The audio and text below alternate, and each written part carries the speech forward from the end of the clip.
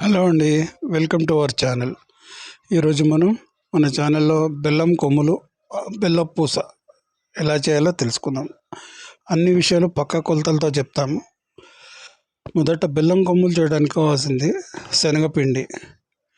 శనగపిండి 2 కప్పులు శనగపిండికి 1 కప్పు బియ్యం పిండి కలిపి ఆల్రెడీ కలిపి పెట్టుకున్నాం మేము.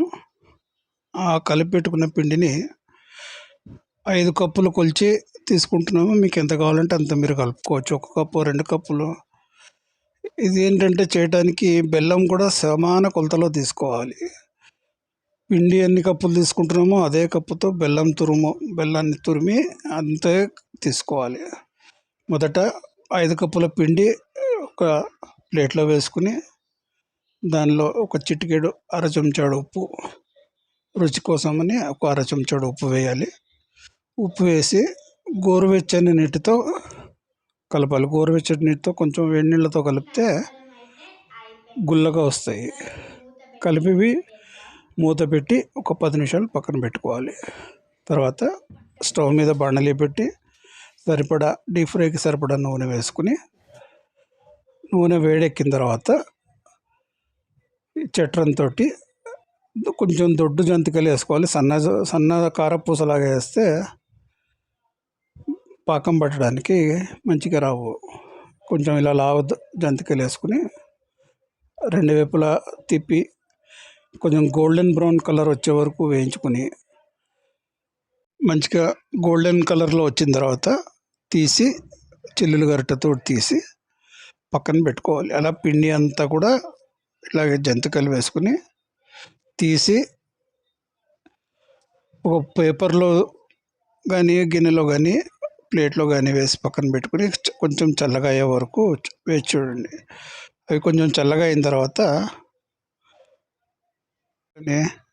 ముక్కలు చిన్న చిన్న ముక్కలుగా చేసుకుని పక్కన పెట్టుకోవాలి. తర్వాత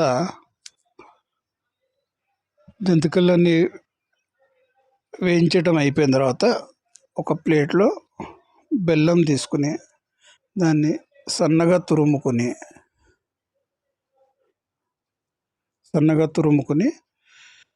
ఇందాక మనం శనగపిండిని ఏ కప్పుతో అయితే కొలుచుకున్నామో అదే కప్పుతోటి 5 కప్పుల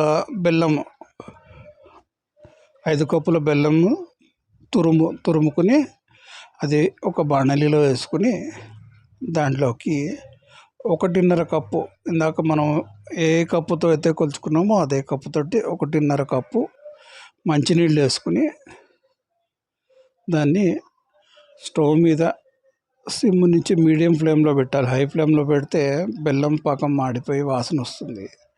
అలా కాకుండా సిమ్ నుంచి మీడియం ఫ్లేమ్లో పెట్టి మంచి తీగ పాకం వచ్చే వరకు దాన్ని ఉడకబెట్టాలి. బెల్లంలో నీళ్ళు పోసేటప్పుడు కరెక్ట్గా 1.5 కప్పు కొలుచుకుని పోయాలి.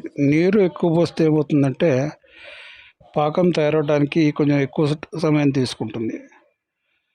అందుకని చెప్పి కావాల్సినంత 1.5 కప్పు 2 కప్పుల లోపలే పోసుకోండి. మరి 4-5 కప్పులు పోస్తే పాకం పలచగా అయిపోయేది. పాకం రావడానికి చాలా సమయం తీసుకుంటుంది. ఇప్పుడు స్టవ్ మీద పెట్టి తీగ పాకం వచ్చే వరకు, తీగ పాకం అంటే పాకాన్ని 2 వేళ్ళకు మధ్యలో ఇట్లా పెడితే తీగలా సాగితే దాన్ని తీగ పాకం అంటారు. ఆ పాకం వచ్చే వరకు మరగనిచ్చి అందులో చెంచాడు ఇలాచీ పౌడరు, ఒక 2 చెంచాలు నెయ్యి. ఇక్కడ మేము వేస్తున్న నెయ్యి ఫ్రిడ్జ్లో పెట్టిందండి, అందుకని గట్టిగా తెల్లగా కనిపిస్తుంది.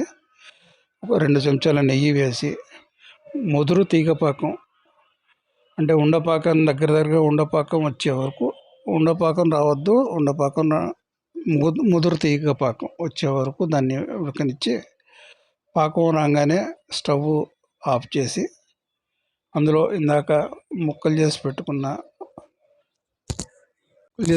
జంతికలు వేసి అన్నీ కలపాలి. బెల్లం పాకం అన్ని ముక్కలకి సమానంగా అంటే వరకు కలుపుతూ ఉండాలి. అది పాకం చల్లగా అయిపోకూడదు. వేడి ఉన్నప్పుడే అన్ని ముక్కలకి కలిసేటట్టు బాగా కలపాలి. కలిపి చల్లారనిస్తే వేడి బెల్లం పూస మనకి రెడీ అయిపోతుంది. దీన్ని డబ్బాలో పెట్టి నిల్వ పెట్టుకుంటే వారం 10 రోజుల దాకా ఎటువంటి ఇది ఉండదు.